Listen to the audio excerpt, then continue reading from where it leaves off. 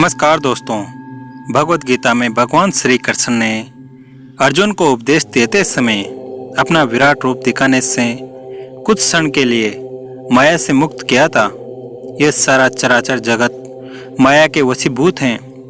हमारे साथ जो कुछ भी भूत, वर्तमान और भविष्य में घटित होगा सब माया के कारण ही होगा। यदि हम माया के प्रभाव से बचना चाहते हैं तो हमें नाम जप के द्वारा परमात्मा की शरण में जाना होगा। पढ़िए सुंदर कथा। देव ऋषि नारद ने एक बार विचार किया, आखिर माया क्या है।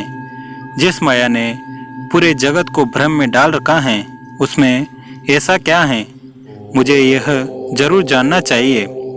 ऐसा सोचकर वे भगवान विष्णु के पास गए और बोले, भगवान, मेरी तीव्र जिज्ञासा है कि मैं माया के विषय में जानूं।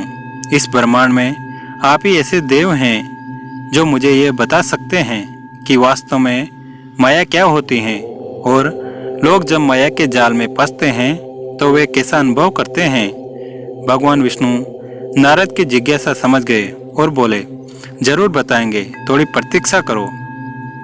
इस बात को कुछ दिन बीत गए। एक दिन नारद और विष्णु यात्रा के लिए निकले।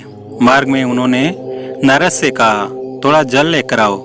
नारद जल लाने चले गए। मार्ग में एक वृक्ष की छाया देखकर उन्होंने सोचा, क्यों न थोड़ा विश्राम कर लूं। वे वहीं बैठ गए और उन्हें नींद आ गई। नींद में नारद ने एक सपना देखा। वे एक घर का दरवाजा खटखटाते हैं, तभी दरवाजा खुलता है और एक सुंदर युवती बाहर आती है। नारद उससे बातें करते हैं, वे उससे विवाह करना चाहते हैं। ये बात जब वे उस युवती से कहते हैं तो वह भी सहमत हो जाती हैं। विवाह सकुशल संपन्न होता है। कुछ साल बाद उन्हें 3 पुत्र होते हैं। बड़े आनंद से जीवन बीत रहा था कि एक दिन तेज बरसात होती है। नारद का घर बरसात सहन नहीं कर सका और पानी के बहाव में चला गया। उनकी पत्नी और बच्चे भी उसी में बह गए। नारद उस दृश्य को देखकर बहुत दुखी होते हैं और उनकी आंखों में आंसू निकलने लगते हैं। नारद का यह रोना सिर्फ सपने तक ही सीमित नहीं रहा और वे हकीकत में रोने लगते हैं। तभी उनकी आंखें खुल गई। न कहीं बारिश थी, न पत्नी, बच्चे, न बाढ़। सामने भगवान विष्णु विराजमान थे। विष्णु बोले, नारद, तुम जानना चाहते थे कि माया क्या होती है, लोग उसके वशीभूत होकर क्या क्या करते हैं। सपने में तुमने जो देखा माया वही होती है। यह जगत मायापति की माया है। हम सब लोग उसी के अधीन हैं।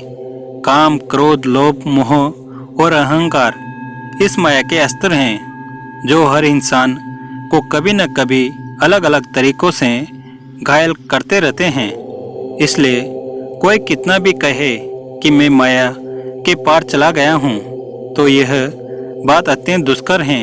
इसके रंग रूप अनेक हैं। भांति भांति के तौर तरीकों से इसने खूब सबको मोहित किया है। आप इससे दूर रहने का प्रयास कर सकते हैं, किंतु यह तभी संभव होगा जब हम नाम जप के अभ्यस्त हो। जय जय श्री राधे कृष्ण जी। आप पर श्री हरि की कृपा बनी